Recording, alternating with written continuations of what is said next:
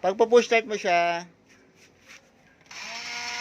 so umiikot lang yung kanyang starter motor. Maririnig nyo, ayan.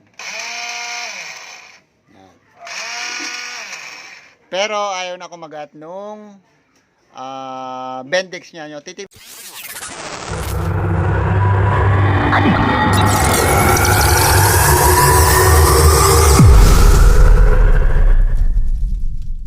So yon, isang magandang araw sa inyo mga ka-workshop. Meron naman tayong gagawin, Honda Wave 100. Now, ang problema ng Honda Wave 100 na to ay kung paano siya pasasabugin. So, hindi, joke lang yung mga ka-workshop. Ang problema talaga ng Honda Wave ay yung kanyang push start. So, yan. On natin yung susi, naka-on. Pag push start mo siya, so, umiikot lang yung kanyang starter motor. Maririnig nyo, ayan. Yan. Pero ayaw na kumagat nung Bendix niya nyo. Titingnan natin yan yung sa gilid niya, sa side na dito.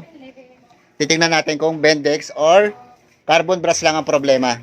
Yan. Talaga nabagsak ako dyan. Yan, check natin to. So, bubuksan muna natin, tapos bubuksan muna natin tong kanyang starter motor. Titingnan natin kung okay pa yung carbon brush. Kung hindi na, papalitan natin. So, yung mga ka-workshop, open muna natin to. So, yung mga ka-workshop, nung binuksan ko na yung kanyang motor, ang una kong hinala pa lang, no, ay yung kanyang carbon brush.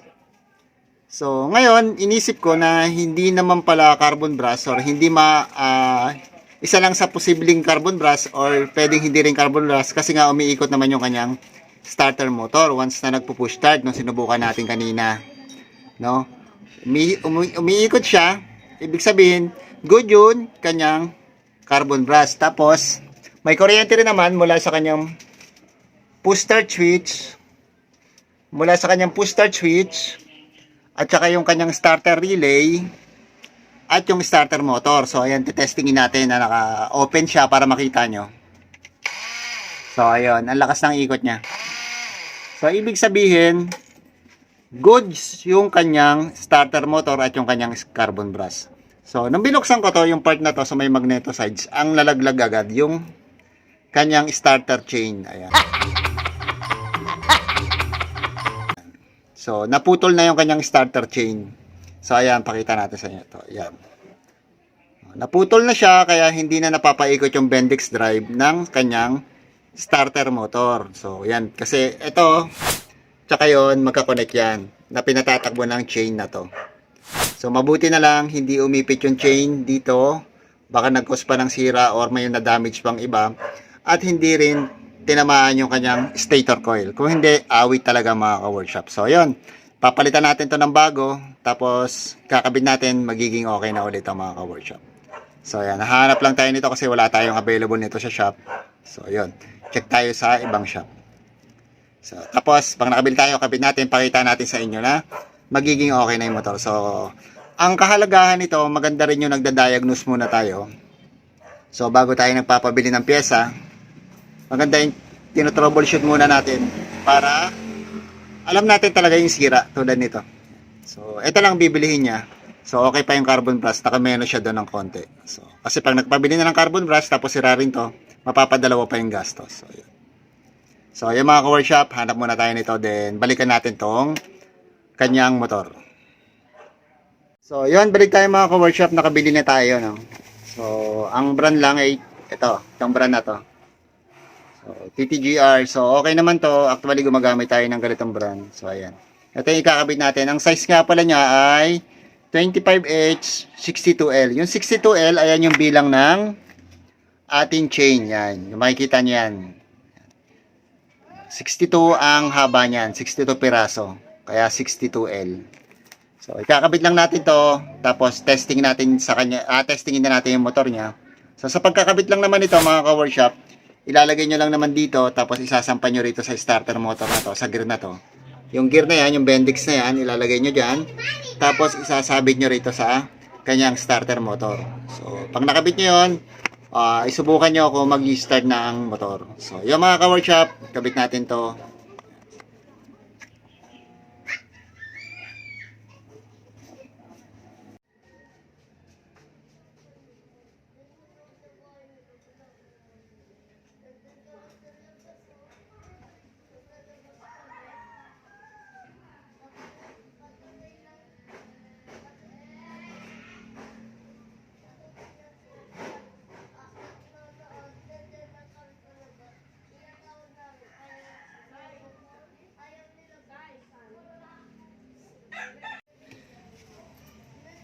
So, okay na mga ka-workshop, naibalik na natin yung kanyang cover.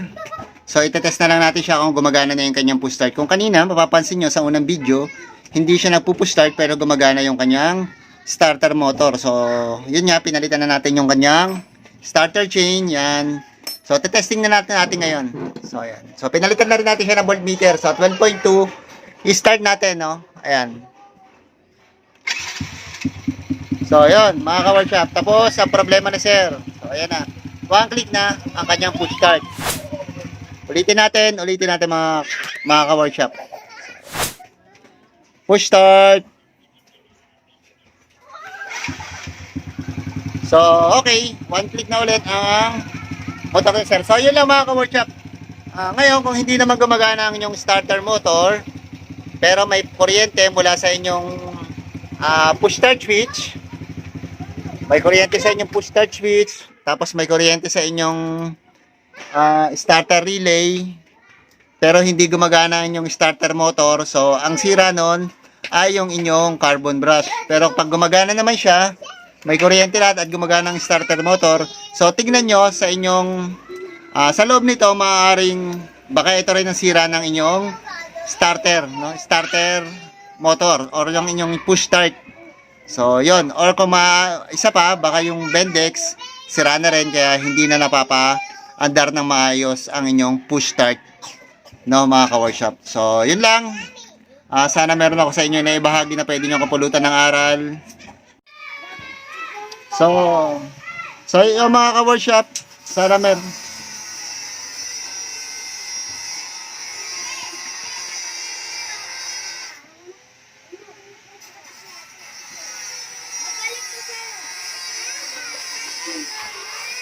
Ano?